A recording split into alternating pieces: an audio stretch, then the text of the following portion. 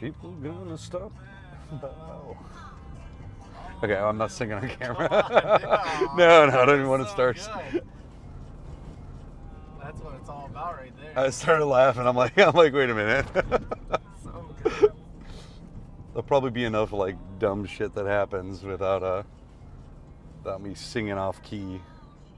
We're actually driving right now to use a dyno to test my motorcycle and just dial in the tuning, get it running top notch, so we don't have to waste a bunch of runs at Bonneville just getting ready to race. This is also going to give me an idea of where my power band is, so I know what RPM range I'm looking for while racing, which I can also use to recalculate all my gearing ratios. Kind of did some rough calculations and started with a particular size rear gear, but if I end up pulling 5 horsepower more than estimated, I would need to change gearing before going out there. The last time this bike was raced, I threw a rod and windowed the cases, just blew the side out of the motor, and locked up the rear wheel in top gear, so well over 100, which is pretty sketchy.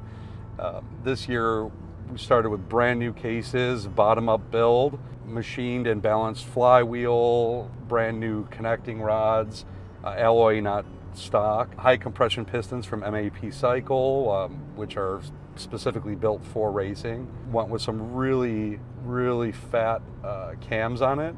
So, I mean, basically race only again. Also did some extensive head work, just basically porting, flowing, oversized valves, just making sure that the head flows best possible. Well, we just finished Fuel Cleveland, which I finished the bike the day before the show, doing dyno today, and this time in 7 days, next Tuesday, I'll probably be somewhere in Indiana by now. So yeah, I mean it's coming up quick. Ready to go? No. So tell us where's your bike at right now, a week out from heading to Bonneville. Final assembly. I was working on putting the rest of the chassis together before you guys picked me up, and we got to finish the top end of the motor and put the motor in the frame. Wire the kill switches. That's about it. Everything's pretty dialed up. It's all been together before. This is just the last time it's going together until I take it apart. Feeling confident? Yeah. I think I'm gonna go out there and go into impound on the third run. All right, man. I'm not even making any predictions. I'm hoping I go out there and first run is just a good solid run and I can work from there. So Confident. Calling my shots. yeah, doing a Babe Ruth.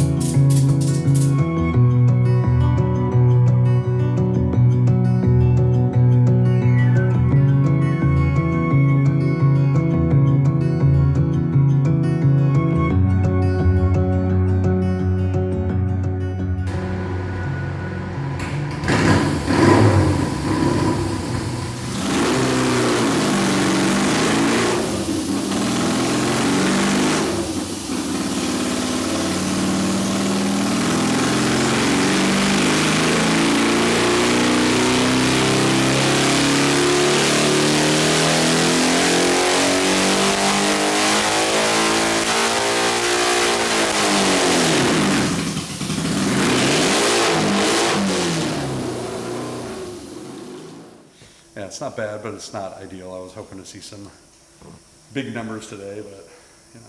With the dyna problems and the... Yeah, I mean, running out of a few jet sizes and whatnot, but we'll come back and there's absolutely more in there. I mean, air fuel mixture's not even right, and we haven't touched timing, so. The motor feels strong. Oh yeah, it does.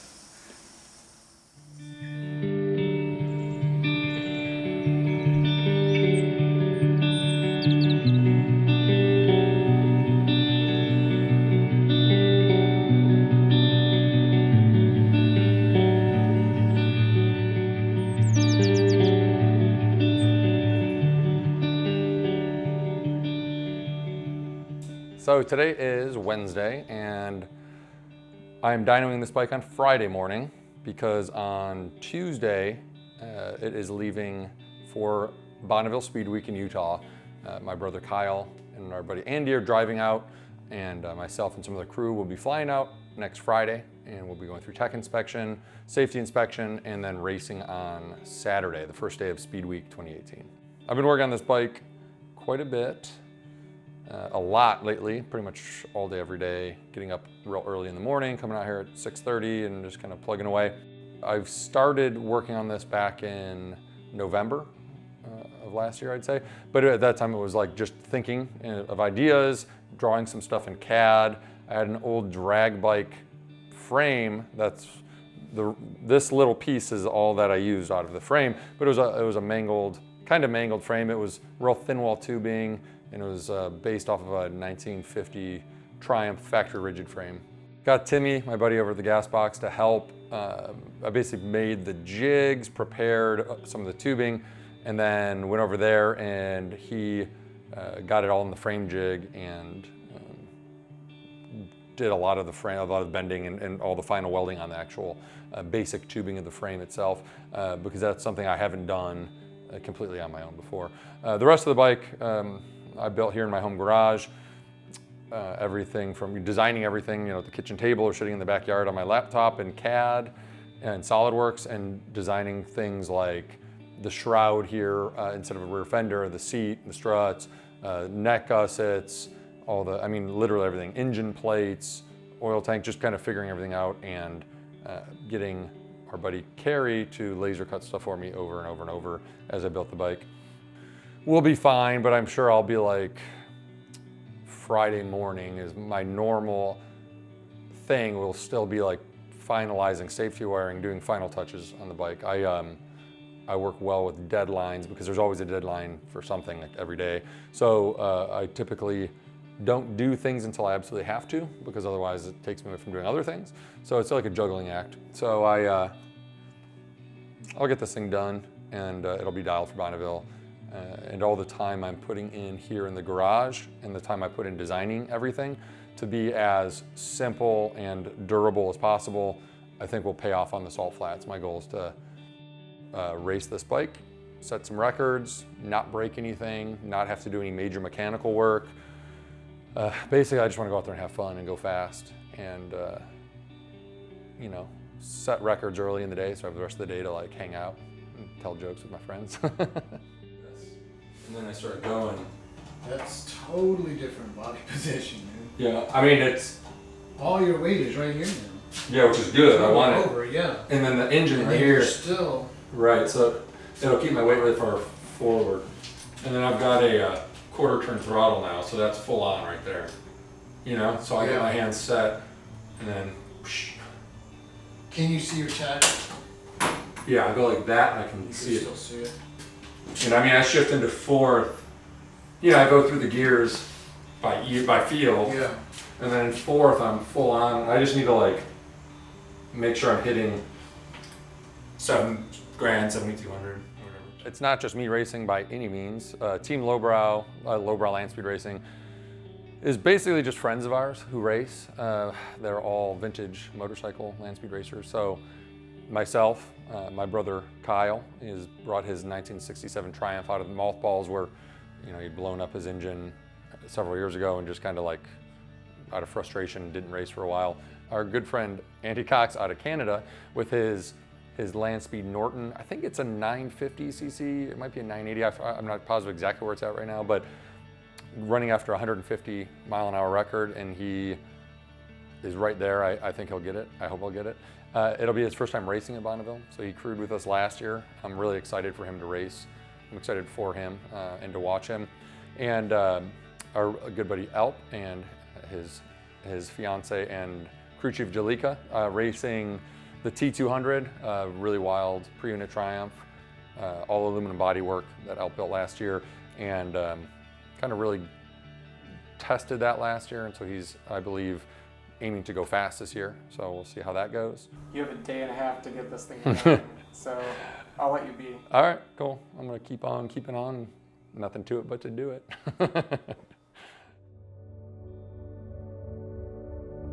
We have so many friends who come out just to help crew, to help wrench, to moral support, to hang out. It's just kind of like nonstop, just like everyone who I want to spend time with, who's in the kind of motorcycling world, tends to show up at some point or the other through the years. A lot of people come out every year. There's so many people, everyone's got these great skill sets, and they're, like I said, it's like all the people I love best in the world, like best in the world, and the fact that we get to hang out for like a week straight. Normally it's, you know, you see someone for a little while, you see them in my case, I see people at like a motorcycle show, and you know, you can't get deep, you don't really hang out with the people that, like on a deep level at an event like that. So with Bonneville, it's like we're all sleeping in the same hotel room on the floor and like cramming guys into rental cars, racing, you know, going through everything together. The melding of, you know, all the friends and family and people I love with, you know, with the excitement of racing and going fast and problem solving and testing these machines that we put together. It's just kind of like all that stuff in a melting pot makes it like one of the best weeks every year. It's like kind of, I don't know, it's kind of unbelievable.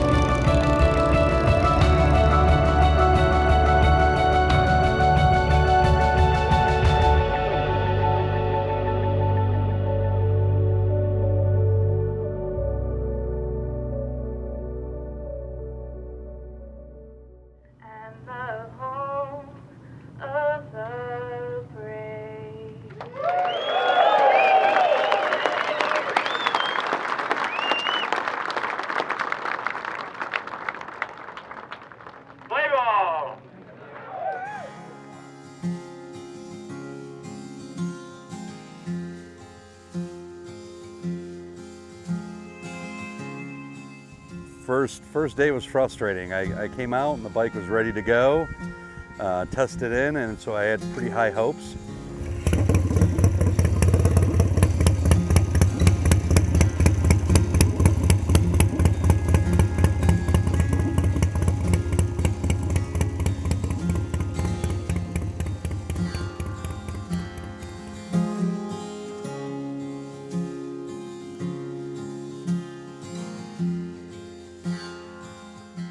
Went to do my first run and I had problems shifting gears.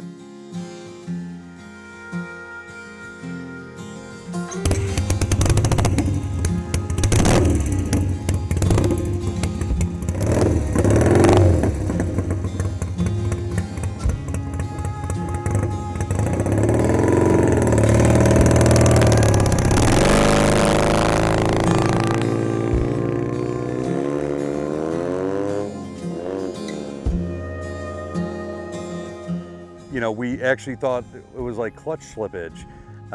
Kind of went back in, did a second run, and determined that it was actually the shift linkage, needed some repositioning. Got a bleed for it. See, I could have used the vise.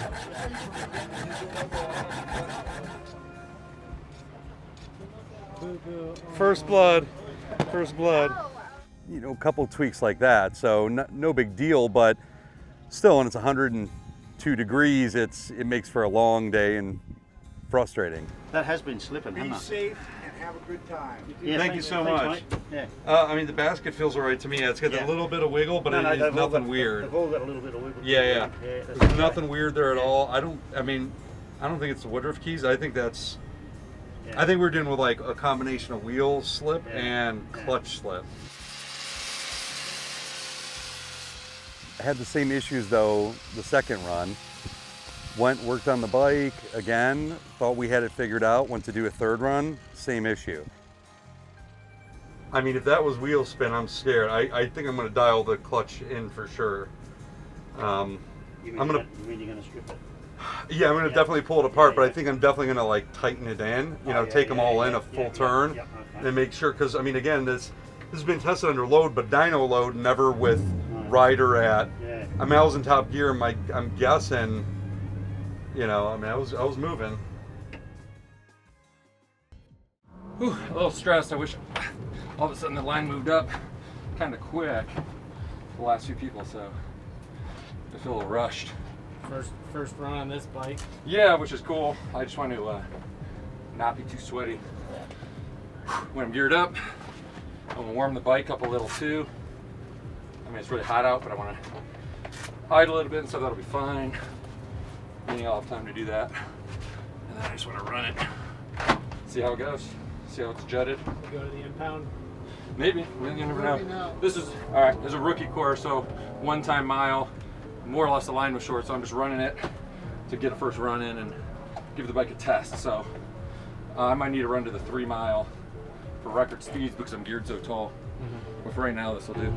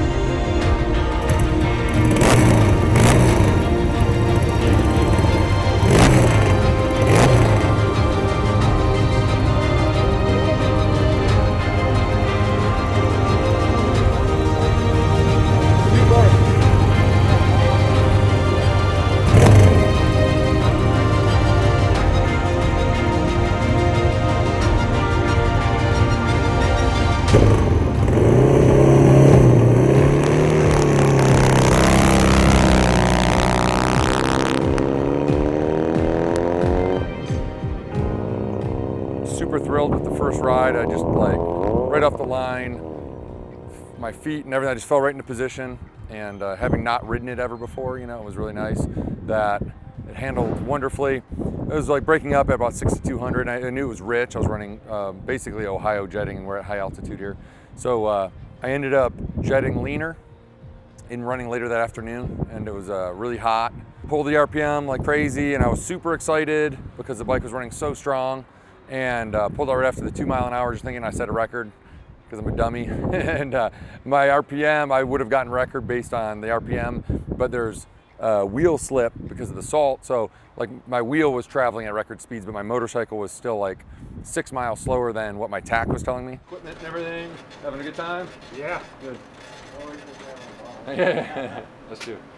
So rookie run? No, Oh, no. I'm sorry. It's not a record run, it's just a first run. Yeah, 108. So, And you took course 4? yeah. I went actually to visit a friend, our buddy Andy, who just did a run on his Norton around 138 miles an hour, his rookie run. So we went to see him, and the line was so short. I was like, oh, I'll just do it. I want to do a test Hey, run. here. Yeah, and it went really quick.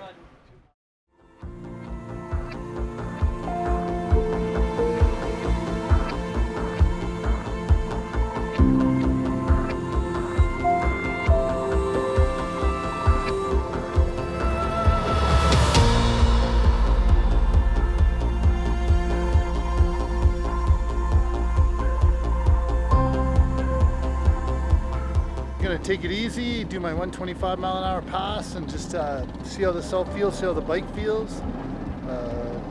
Definitely the longest we've run it with these 17-inch wheels on, so I'm not too sure how it's gonna handle. Hopefully as good or even better. Yeah, really looking forward to getting this run out of the way. I don't know about nervous, but excited, maybe a little bit nervous. Never run on the salt. Thinking it's gonna be good. Everybody's been telling me it's as good as it gets, so I'm really looking forward to getting my first run out of the way. And I always feel better after my first run.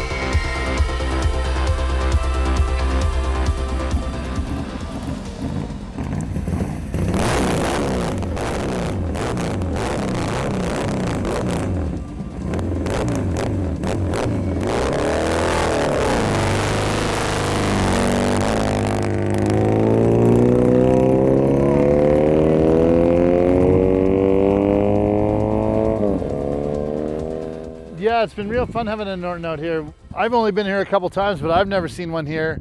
The last Norton I heard of running was,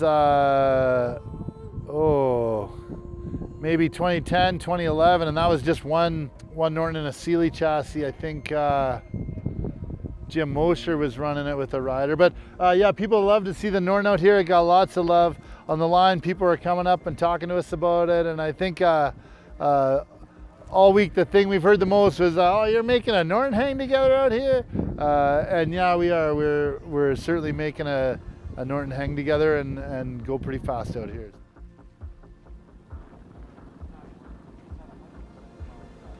I think on that run, yeah, I qualified for a record, just barely, like I think 3/4 of a mile or something, or half a mile over my own record. I was just trying to bump up, and couldn't back it up the next morning because I was all excited and I forgot to put more gasoline in the motorcycle. And so towards the end of the top of fourth gear, was running out of gas a little bit. And then I didn't realize that, so I ran again and totally ran out of gas, like a 1/4 mile down the track, and pulled off. So I learned the capacity of my backbone, which is the fuel tank, which is now one run, and I fill it up. So solved that problem. Guess the socket.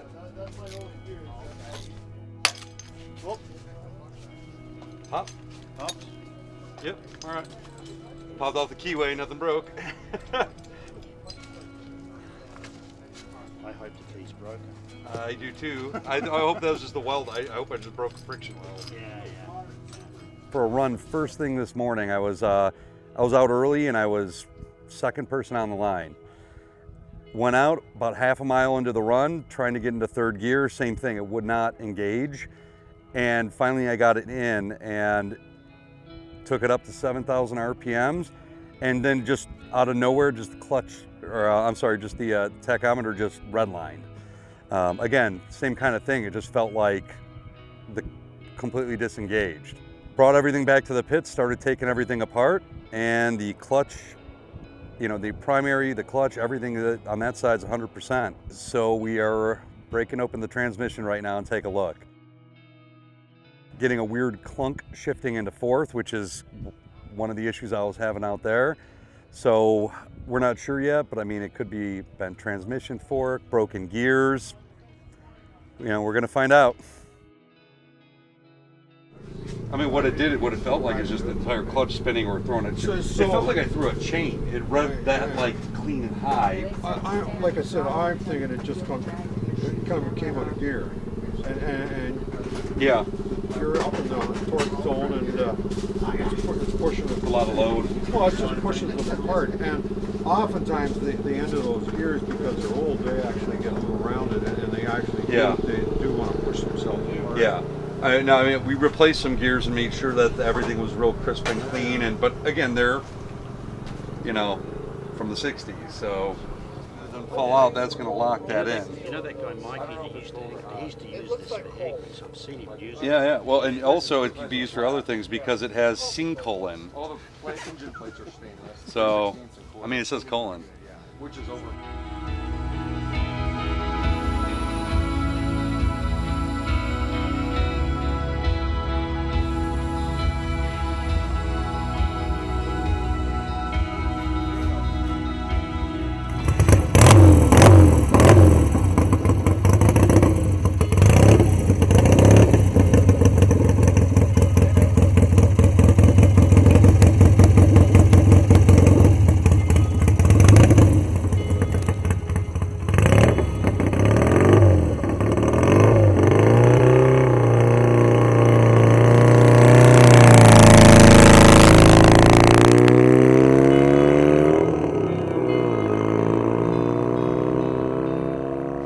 Oh no, I lost gear twice. Oh, you did? Oh yeah. Okay. Yeah, top gear. And then I let it come down, and then I was at about the 1.5 miles. Yeah. And it popped out, and I was holding it down. Yeah. And it still popped out After you put it down. while I was holding it down, and Okay. and I pulled the clutch and tried to get it back in, couldn't. Let it come down from 7,000 RPMs to about 4,500. Popped back in, took off, went to the 2 1/4. Didn't pop out again, but I just said, you know, I'm not running it any harder. But I picked those RPMs. I picked right back up to 7,000 by the 2 in that third of a mile. In top gear. Yeah, and I was pretty sure I'm still accelerating the 2 to the 2 1/4, but I lost, you know, 3,000 RPMs in the middle of the time mile. You couldn't hold it in gear with your foot. My foot was pressed down and was holding it down the second after they popped out the first time. So I don't know. I kind of do want to pull this apart and look at the clutch plates again. Just, I mean, I don't know. I mean, I made the run. I'll have a timing slip. Yeah, yeah. And we're going to see. We're at the 3 mile. There it is right there. Yeah, I cut out after the 2 1/4, so I should have a 2 time and a 2 1/4. It's a continuing problem. It's popping out of gear at top RPM and top gear is a big problem. That's what we're doing here is top speed.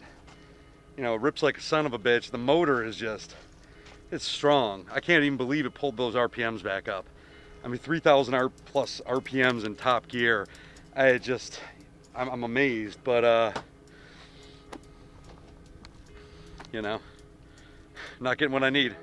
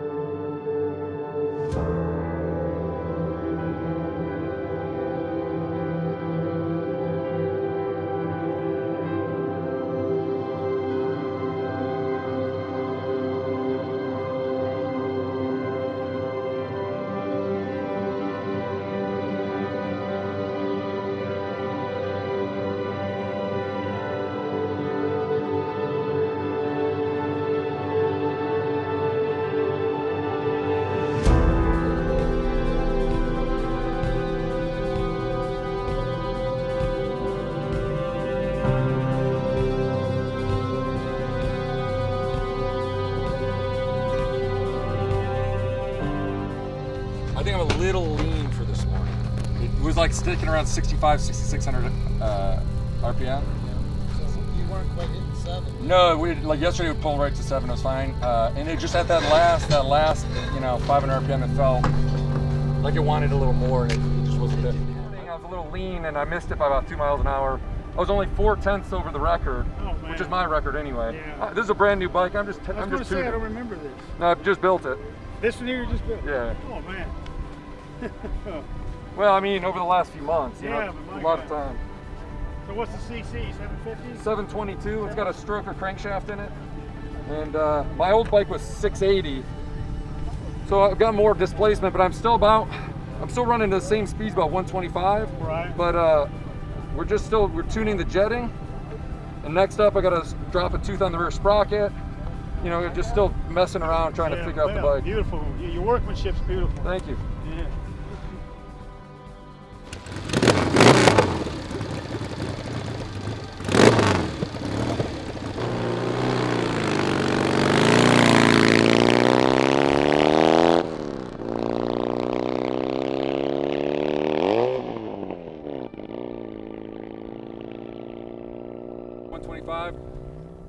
That's with this. I forgot about the wind while I was riding too, because you can't. There's big headwind. I was going right into a headwind, but it ran great. The one thing I started trying to tuck in, you know, as hard as I fucking could, like squeeze. Yeah. And that's when I was like picking up to 126. I know there's a little more there. I gotta dial in my ride.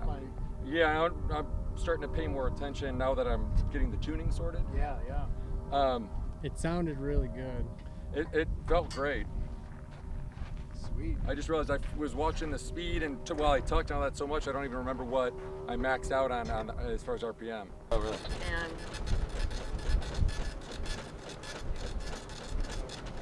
you want more than one?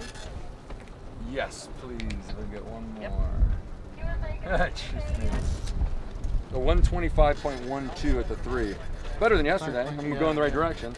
126 is the fastest I've gone on. Did you ride in this? What's that? Were you riding? Yeah. Oh, what's the wind? This just says 11. 11. Well, it was 11 when you Well, went. 'cause it Right was- now it's more. Well, even when I ran, I was thinking 6 or 8. It was pretty strong, and I was going directly into it. That's good. Because That means you're. yesterday I ran, and it was like nothing, you know. Meaning I've gained a mile, but hopefully I gained 3 Yeah. with some tuning. Awesome. Thank you very much. About 13 to 15 right now. Did a run in pretty heavy winds. It was an 11-mile-an-hour direct headwind, so it's definitely slows you down. And I ran, I don't know, like 125, 126, and went in an impound for the qualified for the record. Ran the next morning with no wind.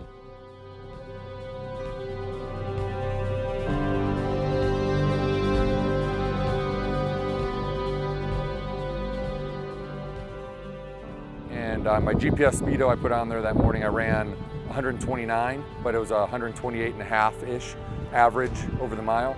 And so I got the record.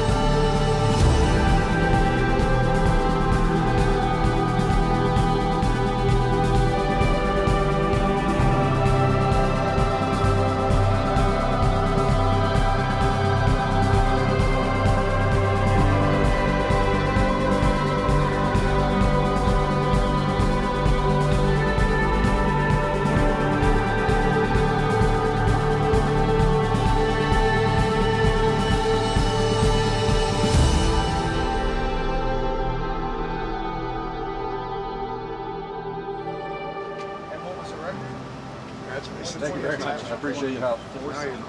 Oh, okay. So I averaged from yesterday and today 126.5 on a 124.5. Thank you.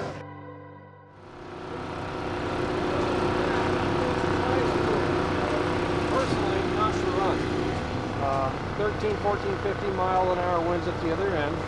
It is coming, well, theirs is coming across a race course. Well, I'll just say from your right. Okay, we've had 6, 7, 8 mile an hour winds down here. You know the drill. it can be any direction, any speed, all the way down that course. Well, we can hold. I would rather be safe. Yeah, I think you might want to do that until that wind dies down on that other end. Yeah, you want to keep us in the loop? Absolutely. Yeah. Very good. Thank you. Betcha. Yeah. You think there's a good They're chance checking on the it? radar right now on this Well, radio. They said it this looks like stuff's- some dark clouds coming in. Yeah, there's some clouds coming and stuff. We'll get some wind. I can't promise it'll die down, obviously. But, let's just see what happens here. For sure. In better shape. Yeah. The course is on a wind hold right now. We don't run any vehicles when it gets up around 14-mile-an-hour winds. And this one's across the course. It'll blow a car from one side to the other. Motorcycles we don't run at all. We try to shut them off at 7-8 miles an hour. So at this time they advise that we don't run any cars. I don't believe this wind is going away tonight. We'll probably shut down for the day. Be another day tomorrow morning. No, I'm just here doing like taking pictures. Yeah, I think I saw a Red Bull. Yeah. Oh, really? Yeah. UK, not We should figure a way to put Red Bull in. Yeah, you're okay. You should never have to open up your own redbull.com. bottle. Oh, I know. Okay. I Oh thought yeah. there was a- /UK. Yeah, / mixed mask. EU. Wait, how do you feel? Good, okay, I gotta make. Hey, I meant to tell you. The starter tells you Yeah. visor down. You nodded. Your visor was cracked, and you took off. Oh.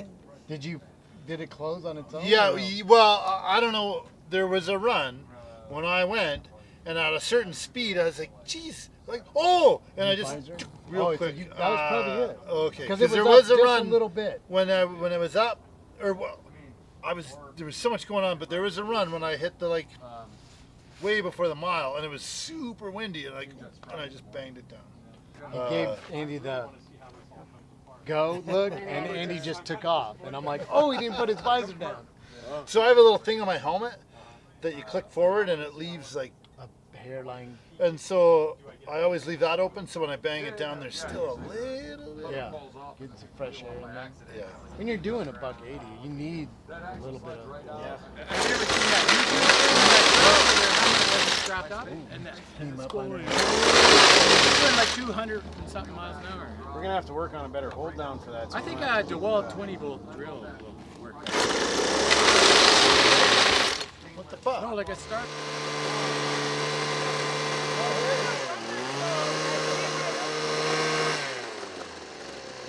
Run it up to the 3. Run it up to the. Oh.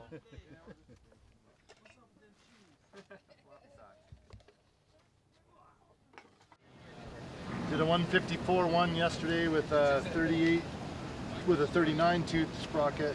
We just dropped the sprocket to 38. We're running on a 157 record. Anybody on the north can't be all bad.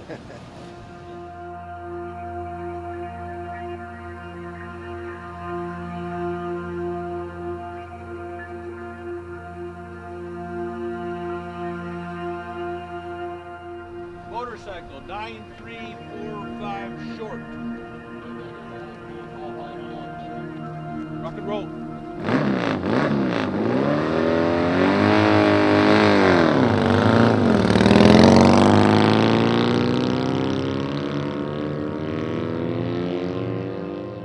As a racer, you can expect the harshest conditions you could ever imagine. You go from cool, damp mornings to scorching hot, dry afternoons to hot and windy early evening, and then a fairly cool overnight. So trying to tune one of these things to run at any given time of day is challenging, to say the least. The salt is it can be rock hard like concrete, or it can be just a line of slush for 5 miles. So trying to get your tuning right and then deal with whatever salt conditions you're given.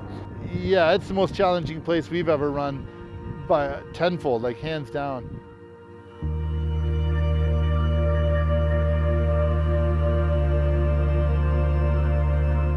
Hitting that 154 was one of the greatest feelings of my life. Then when we came out the next day and turned a 138, is maybe one of the lowest. The highs and lows of this place are ridiculous. One minute you think you have it figured out, and the next minute you're just out to lunch. You're way off you just can't make it work. So Herb Becker, good friend and mentor, met him through our local vintage motorcycle club, the CVMG. Being able to bring Herb out here was really special. One of the first things we talked about when we started talking about building a bike, Herb had we had been discussing all the wins he had got, and he kind of lamented and said the one thing he had never done was build a real fast bike for Bonneville and take a record. So, you know, we worked for 3 years, and to see that come to life, to have Herb here in Bonneville with one of his motors and go real fast with it, was really special. I think he's enjoyed his week. We've had him out of his element quite a bit, I think, but that's a good thing. And I just feel real lucky that I got to come to know Herb so well, and that I get a chance to work with someone like Herb and get to reap the benefits from his decades and decades of experience racing these Nortons and working on these motors. And I just hope I can absorb some of it and take some of it with me as I go. You know, I've just fallen in love with Norton motorcycles over the last 5 or 6 years, and have several of them now, some street bikes, this race bike, and I hope I can learn half of what Herb knows about Nortons and continue the Norton power here. My responsibilities is everything. I got to do it all. I started coming out here with Tyler, I think maybe 6 years ago.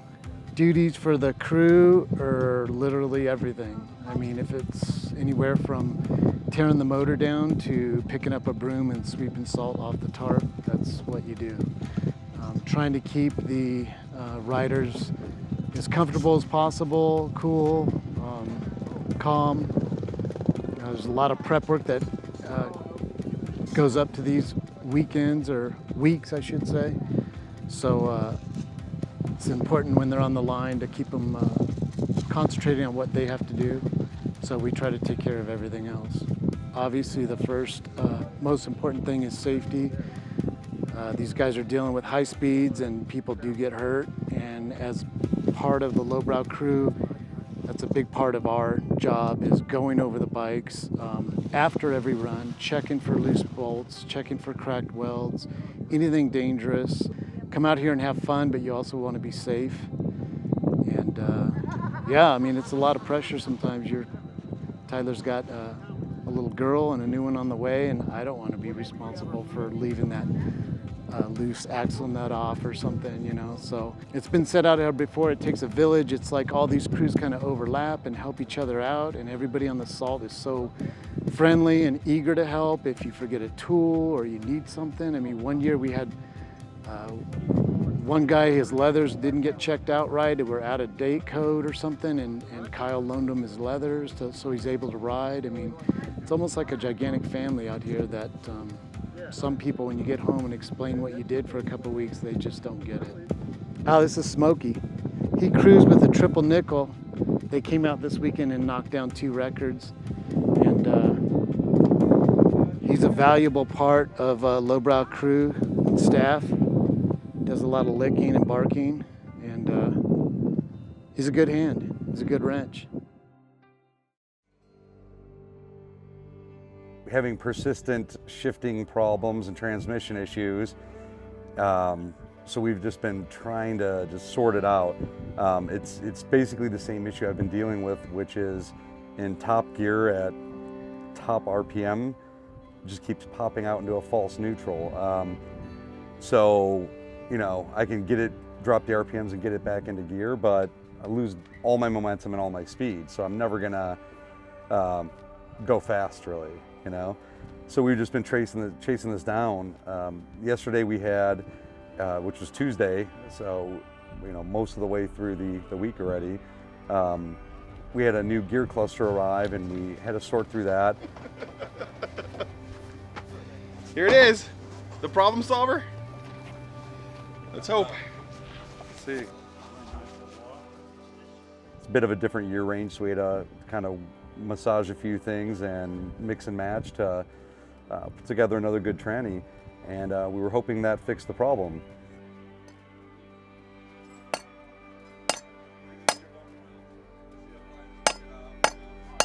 That came out better than I thought it would. It doesn't need to be perfect, it's just a lock, you know? What's the expert think? Oh, I don't use them, but we'll use it on this, but I never use them. That's beautiful, mate. Beautiful. Yeah, I mean, this one's hand threading on.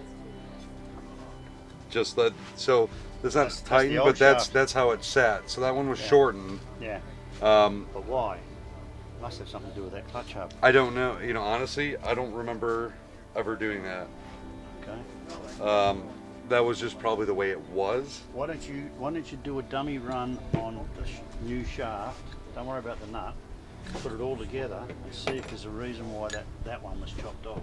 And we're going to steal that there because that wasn't and supplied. These are the newer, the old selector forks. They're the new selector forks. But the old. Yeah, but our old, because he didn't supply any of those.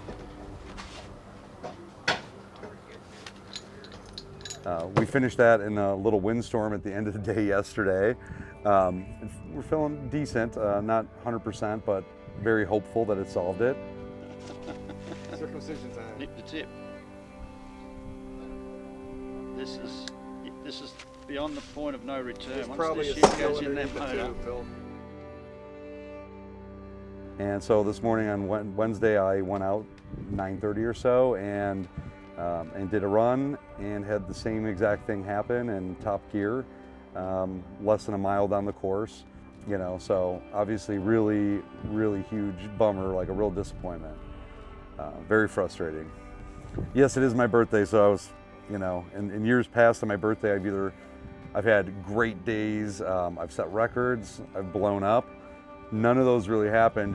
I was just hoping to solve the shifting issue so I could really start dialing up the speed. The same thing I've basically wanted for the last 5 days. But we came back here and Tyler jumped in. We changed out shift linkages. We did a bunch of other little modifications, just trying to eliminate any little dumb thing it could be. And I was pretty confident it wasn't any of those, but just again, continuing to eliminate and input from a lot of other people as well. Took it out to the line, did another run, and same thing at about the mile mark when I was tucked in and just holding it right in that power band, it just popped out. That's almost my thought right there. It's a hair deeper, but it's definitely... Yeah, but you're not going to be able to downshift, are you? Don't care. That's exactly what I've got planned. Don't care. Yeah, no, what I'm saying. I want to do You're that. going to get You know first, what? second, third, fourth, bang, you're stuck there. We're not opening this again. No. This is going to work, Yeah. or it's not. And then when you come back to the pitch, you just take that bolt out, you lose the oil. If this, You go around here, you stick it right there, and it's ready to restart. you might not even lose that much oil, honestly. Yeah. You know, Yeah. Flip it around. That's right. Bang, bang, bang, bang. Actually, you might. Oh, you don't have to even drop it the whole way. No, you do because that's that spring. Because remember, this nearly falls out, so no, you'd have to take it right out. yeah. Because of the Pull it strength on, of the stick spring. finger up Yeah. there. I mean, I think we could do it quick enough with a minimal oil loss. You know, but I mean, again, we haven't given up. We're just still going at it. We kind of have a little bit of a Hail Mary plan. So we're basically at that point. I mean, I think we're going to do that, and it's either going to lock me in gear and it's going to be good to go, and I can pull the runs and start tuning and try and make the most of the next day and a half, or it's not going to work at all, and honestly then there's just not a point to just keep thrashing the motor and beating it and myself up. So that's where we're at right now.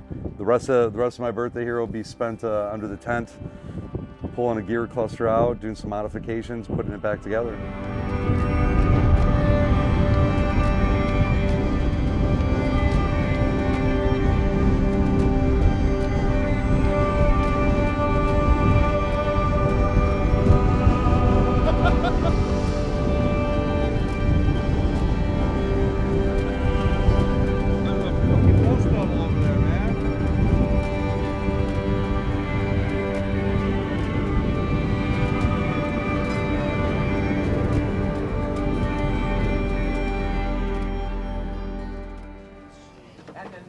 We don't know yet, to be honest with you. We're going to dig into it right now. But you know, Fortunately, we're thinking it's transmission issues.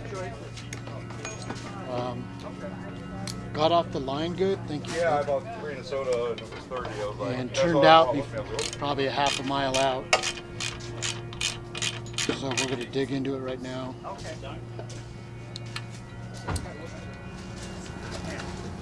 I just don't understand what would fail. I was just checking my oil lines are routed right. Try to double check, but I never visually looked at returning oil.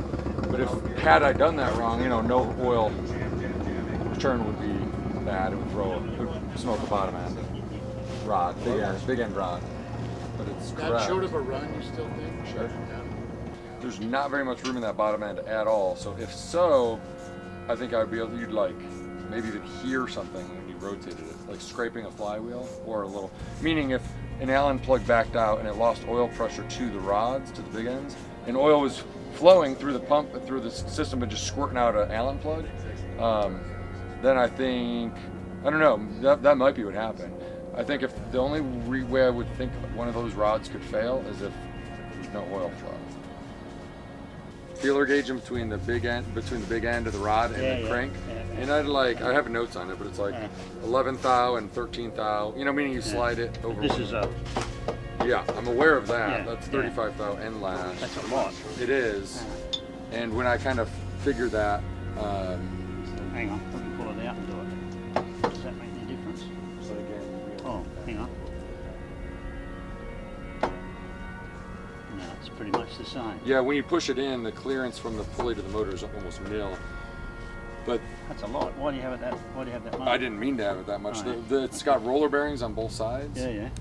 And by the time I figured this out like 3 days before we left, Yeah. checked that end lash and kind of realized that the only way to shim it would be split the cases and shim between the race and the case, or between the crank, flywheel, and the main bearing.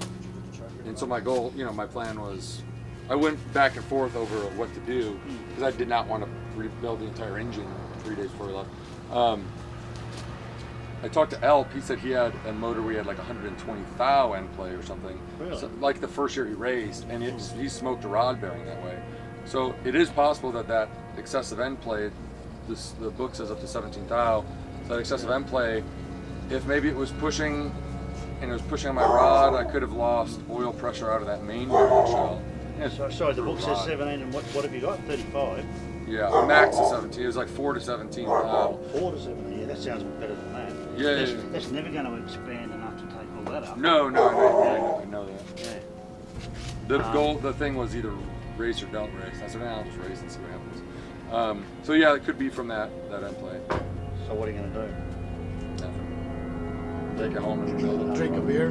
I don't see, I don't want to take it apart here. All it'll do is make a mess. And, there's nothing not going to be able to fix it. There's no, nothing you can do about it. No. I've got another crank and rods and everything at home, but I'm not building a new motor before, it's not worth the effort for this week.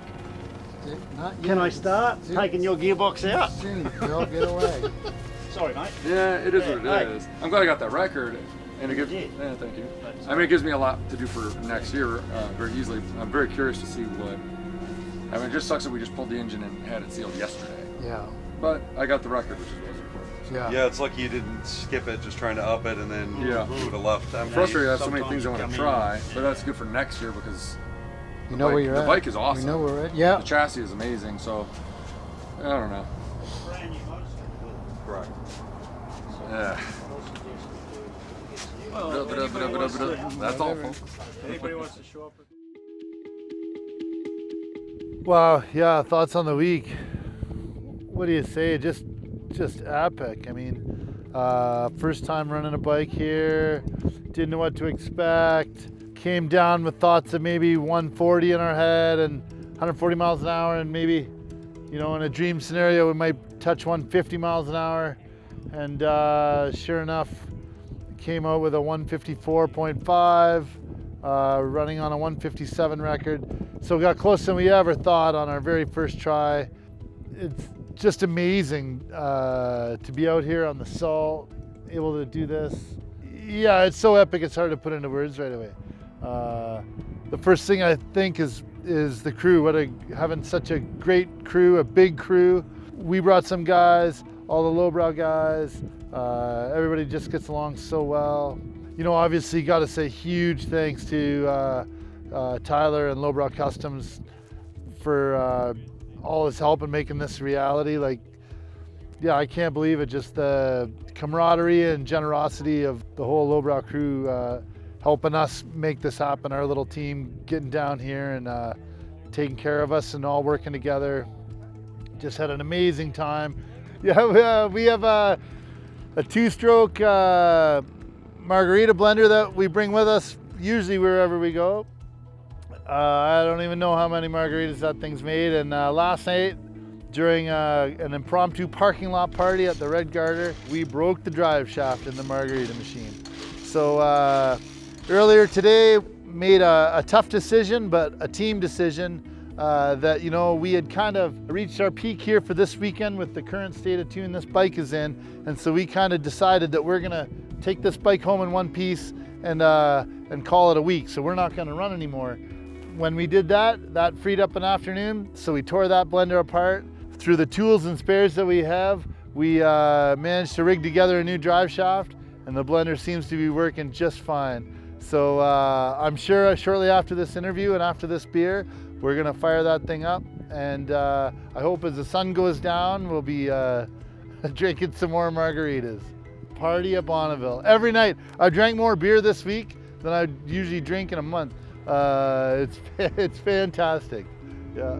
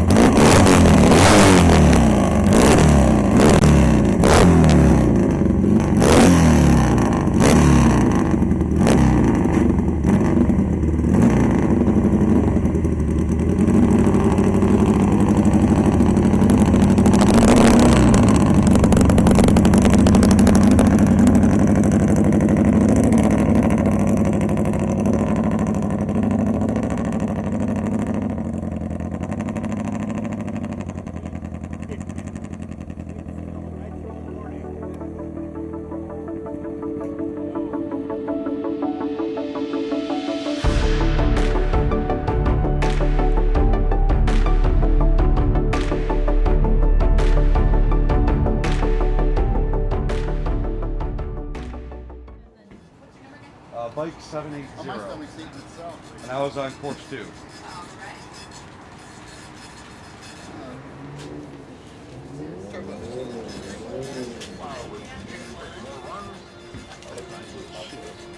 Oh, fuck yeah. So we're happy. Yeah. It's the first time I've stayed in gear the whole time. I popped out of 4th gear 9 runs in a row, and we locked it in. So, I mean, for a baseline with my head up and not even in race position, 119. Oh, that's killer. No, but it doesn't matter. I haven't tuned. I haven't dropped gearing. I wasn't even in my race position. I went through the line like up with my head up, which, oh, yeah. All right, now we're racing. Thank you.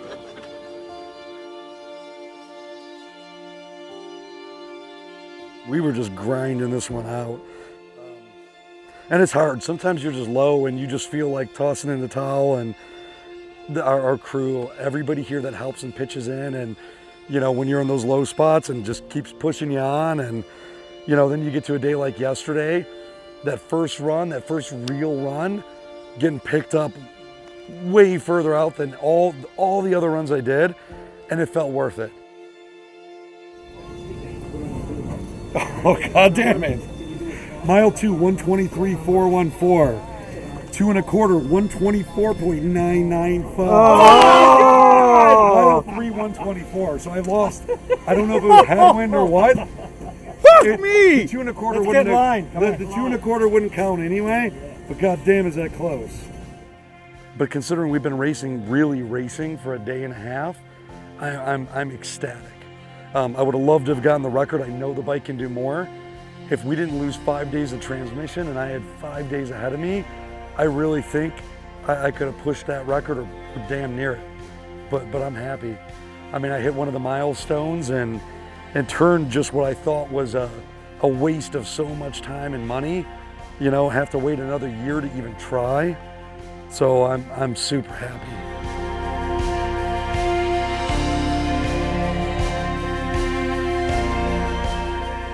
I'm so glad we stayed right to the very end, because I wouldn't have gotten this if we left yesterday. If we left 2 days ago, I wouldn't even had yesterday morning's run. I mean, I may not have hit my records or anything else, but I'm happy with what we did. I'm happy we turned it around, and you know, it just makes you want to come back again and learn from your mistakes and do better. Congratulations. Everyone. To everyone else who isn't here. Cheers. Everyone did awesome this year. Yeah. Cheers. Congratulations. Cheers. You too. Well, that's yummy. We can try and mix was good.